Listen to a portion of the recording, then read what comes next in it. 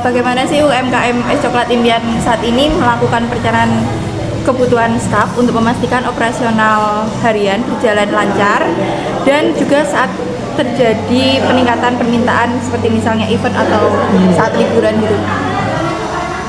Stepnya dulu. Iya. Maksudnya kalau ada event atau apa? Iya.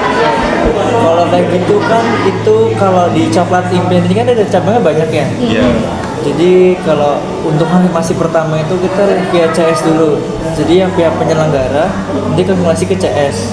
Kadang sih biasanya kita itu sih dapatnya event undangan. Jadi bukan kayak kita yang mengajukan, bukan.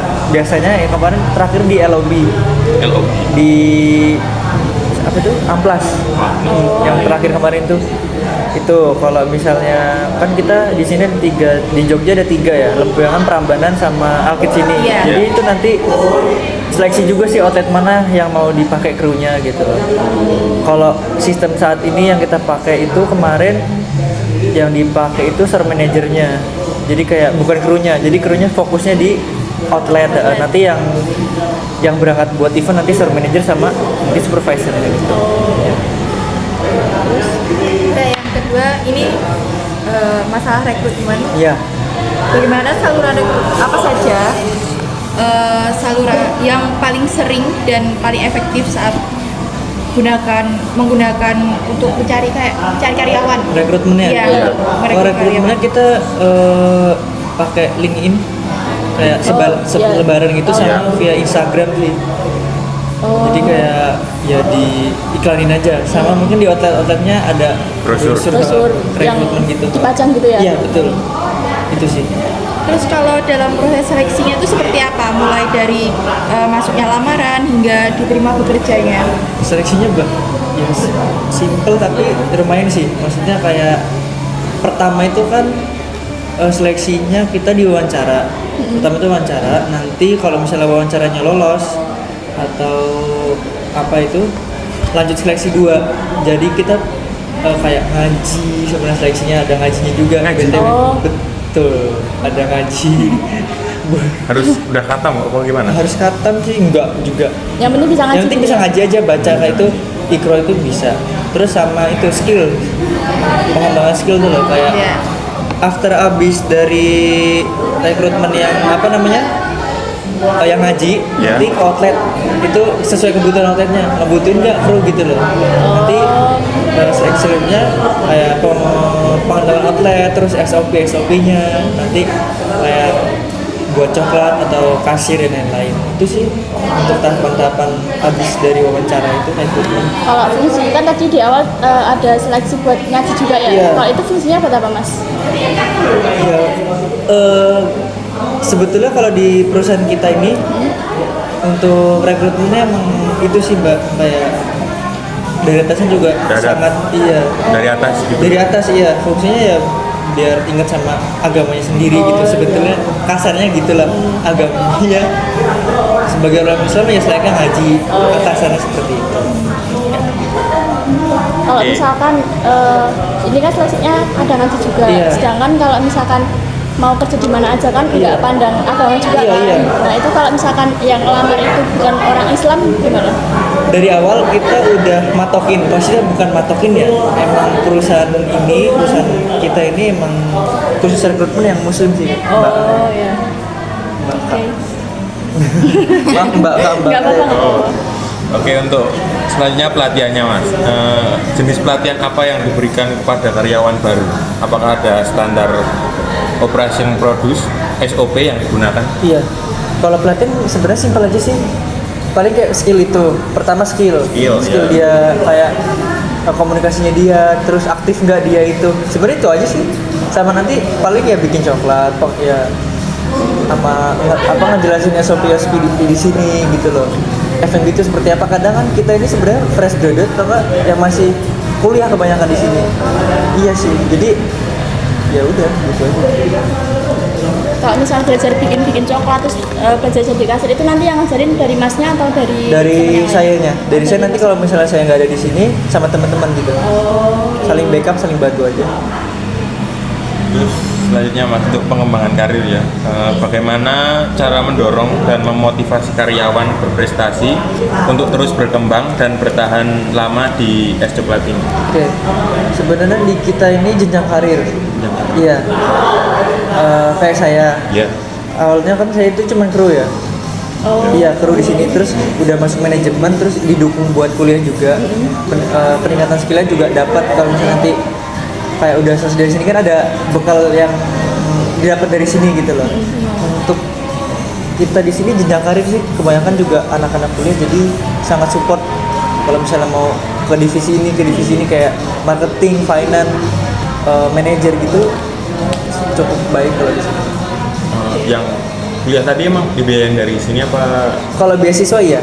dari sini? Iya, dari sini. Bagus ya. Kalau iya, kalau kita pakai dibantu beasiswa dari sini. Selanjutnya untuk kompensasi. Oke.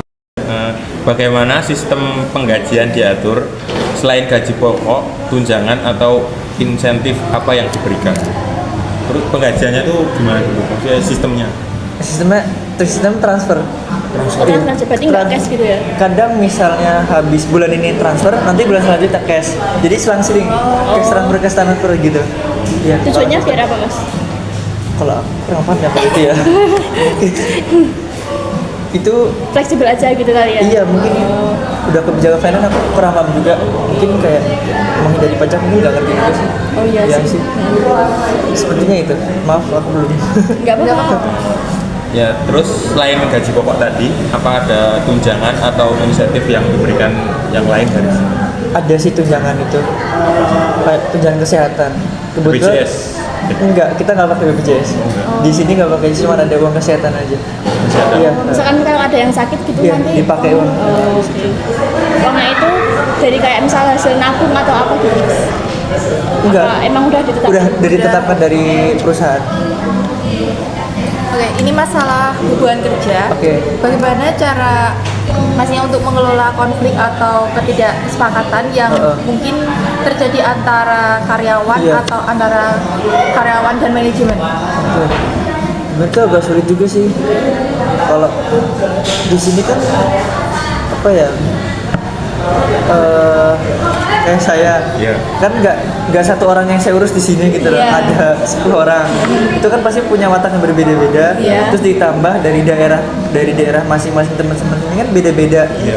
Dari Sulawesi, Kalimantan, ya daerah-daerah yang minoritasnya kayak keras-keras gitu loh. Iya, iya. Dengan ya prinsip mereka kalau misalnya kayak gitu ya kayak gitu. Itu sulit sebenarnya. Iya. Selalu jadi perdebatan ini, cuman kalau saya ya udah tahu orang itu kayak gitu, jadi saling evaluasi diri aja gitu loh. Kalau misalnya mau keras tuh jangan di tempat kerja gitu loh, bedain tempat kita Kerja kan di sini sama iya pribadi gitu ya. kalau mungkin kalau di kampus kan beda, kalau di sini kan kita pasti saling butuh ya, Iya. tenaga apa itu mungkin itu. Kalau misalnya ada masalah kita ada evaluasi, tapi evaluasi pertama itu kalau saya pribadi di sini nggak langsung barengan.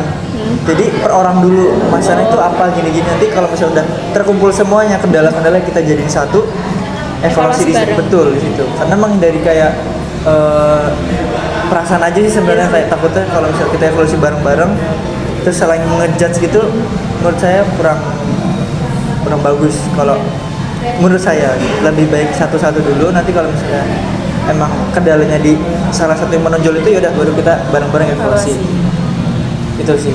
Evaluasinya itu rutin setiap bulan, setiap minggu atau kalau Sebulan sih, sebulan 2 kali kalau Sebulan kita 2 evaluasi kali. ya. Setelah kerja kayak jam 11 gitu. Setelah shift selesai gitu ya? Setelah shift selesai. Gitu. Ini pertanyaan terakhir Alhamdulillah, oke. menyangkut pemutusan hubungan kerja atau PHK. Oke. Dalam kondisi apa saja PHK ini dapat terjadi di UMKM? Oke. Kalau di sini ya, kalau di Es Coklat di perusahaan kita ini, kalau PHK itu kita nggak pernah dapat PHK sih. Iya. Kecuali kalau misalnya dari kru itu melakukan kesalahan besar, kayak misalnya minum-minum di outlet, terus kayak mengambil bukan haknya di outlet, kayak misalnya mengambil barang outlet Iya. sini itu baru kita langsung pemecatan gitu. Terus tadi apa Mbak yang selanjutnya tuh?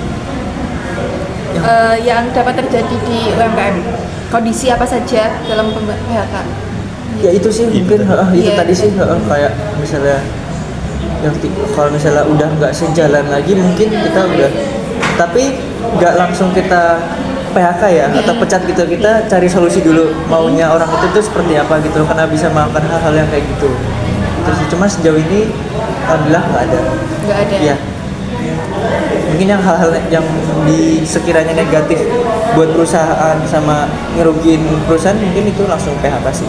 Cuman kalau misalnya kita di PHK yang dari zaman COVID juga alhamdulillah nggak ada PHK. Iya. Kalau masnya sendiri setiap hari di sini atau enggak? Untuk jam kerja saya itu 3 hari ke kantor, nanti 3 harinya di sini. Entah itu nge-shift atau backup sih. Soalnya kan fokusnya cuman memantau sebenarnya, cuman kalau saya pribadi nggak bisa cuma buat lihat-lihat doang nggak. Kalau misalkan Nggak enak sama temen-temen. yang masalah PHK tadi, kalau ada masalah kayak mencuri gitu, itu kalau masnya kan misalnya nggak di sini, Iya. terus ada yang lapor sama masnya gitu, Iya. Iya. intinya gimana gitu? Kalau disclaimer dulu, maksudnya yang tadi bukannya belum pernah ya? Iya. Iya. Yang minum itu belum pernah sebenarnya. Iya. Cuman mungkin ini buat pembelajaran aja sih, kayak pembelajaran saya juga sama teman-teman. Jadi sekitar 1 tahun lalu tuh ada kejadian kayak pengambil barang tuh lah yang bukan haknya gitu loh. Itu dapat laporan dari teman-teman. Jadi begitu lapor itu datang sampai ke saya cek CCTV. Jadi bener nggak gini ternyata benar. Abis dari udah ke gap kayak gitu, nanti saya konfirmasi ke supervisor sama ke manajer. Jadi kalau udah sampai kedua ini nyampein ke HRD manggil yang orang bermasalah itu. Iya betul. Jadi sangat prosedur sih, nggak bisa kita langsung Pecat gitu? Iya, kayak dari kru nyampe ke supervisor atau ke manajer tuh nggak bisa langsung langkah dari store manager.